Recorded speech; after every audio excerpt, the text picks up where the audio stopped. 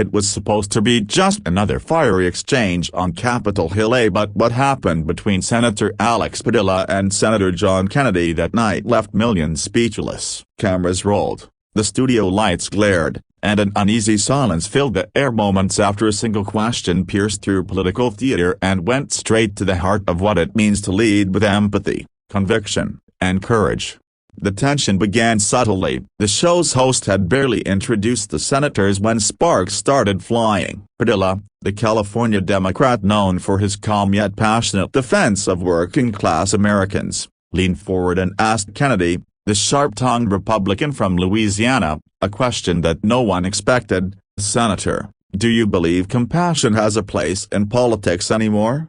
For a second, Kennedy chuckled, brushing it off with his usual Southern charm. But Padilla didn't let go. His voice carried the quiet power of someone who's seen too many families struggle, too many communities forgotten. He spoke of immigrant parents working 3 jobs, of veterans unable to afford medicine, of children going to school hungry in the richest nation on earth. "You talk about accountability, Senator," Padilla said, his voice steady but emotional. "But who's accountable for them?" The studio went still. Viewers watching at home could feel the shift. This wasn't a debate anymore, it was a reckoning. Kennedy's trademark wit faded for a moment. You could see the weight of Padilla's words sink in. Then, something unexpected happened. Kennedy didn't lash back. He didn't deflect. Instead, he leaned into the microphone and said quietly, "You're right to ask that, Alex. Maybe we've all forgotten who we're fighting for." Gasps rippled through the audience.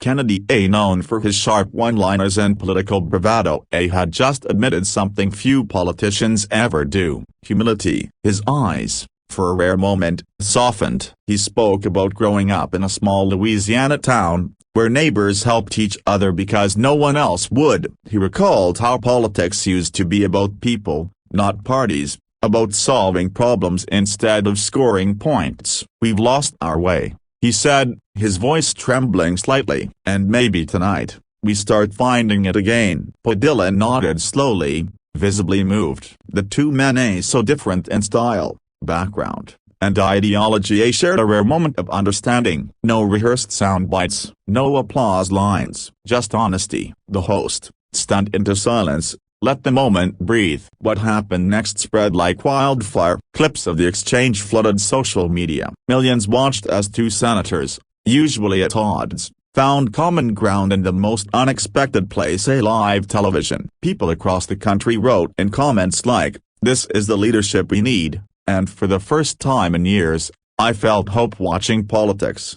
Behind the scenes, staffers said the mood shifted after the broadcast. Padilla and Kennedy reportedly spoke off-camera for nearly an hour, discussing ideas on bipartisan efforts for affordable housing and education. For once, the talk wasn't about political gain, it was about genuine solutions. By the next morning, major news outlets had picked up the story. Headlines read, "A moment of humanity in Washington," and when opponents found common ground, even cynics admitted something felt different, a spark of what America could be if its leaders listened more and fought less. But perhaps the most powerful part of that night wasn't what was said, but what it meant. In an era defined by division, two senators showed that courage isn't about shouting the loudest, it's about listening hardest. It's about standing up not for your side, but for what's right. As the video replayed on screens across the nation, the final shot, Kennedy looking across the table at Padilla and saying,